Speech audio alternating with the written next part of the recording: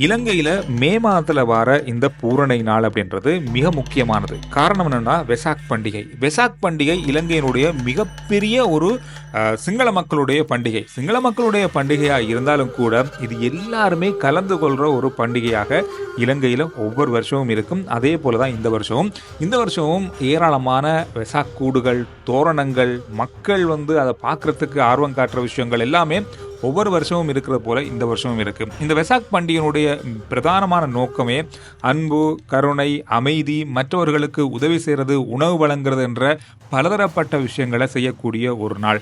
அதோட இந்த பண்டிகையினுடைய சிறப்பே என்ன அப்படின்னு சொன்னா, புத்தர் பிறந்தது, ஞானம் பெற்றது, அவர் இந்த உலகத்திலிருந்து மறைந்தது, இதெல்லாமே ஒரே நாள்ல நிகழ்ந்தது. அதுவும் இந்த மே மாதத்துல வார இந்த பூரணை நாள்ல நடந்தது அப்படின்ற மிகப்பெரிய ஒரு நம்பிக்கையில பௌத்த மக்கள் இந்த பண்டிகையை உலகம் முழுவதும் கொண்டாடுறாங்க. இலங்கையில இந்த பண்டிகை மிக பிரபலமான ஒரு பண்டிகையா இருந்தாலும் வெளிநாடுகள்லையும் இந்த பண்டிகை பல நாடுகள்ல கொண்டாடப்படுது. இலங்கையில அத்தனை பிரதேசங்கள்லையும், குறிப்பா சிங்கள மக்கள் அதிகமாக வாழ்ற பிரதேசங்கள்ல இந்த வெசாக் கூடுகள், தோரணங்கள், குறிப்பா தன்சல் சாப்பாடுகள் வழங்குற இந்த விஷயங்கள் அப்படின்றது இந்த நாட்களில் எவ்வளவு நீண்ட வரிசையாக இருந்தாலும் அந்த உணவை, அந்த தன்சல் அப்படின்னு சொல்லக்கூடிய வழங்கப்படுகின்ற உணவை மக்கள் வாங்கி சாப்பிட்றதுல அவ்வளவு ஆர்வம் காட்டுவாங்க. அதே போல தான் இந்த முறையும் இருக்குது.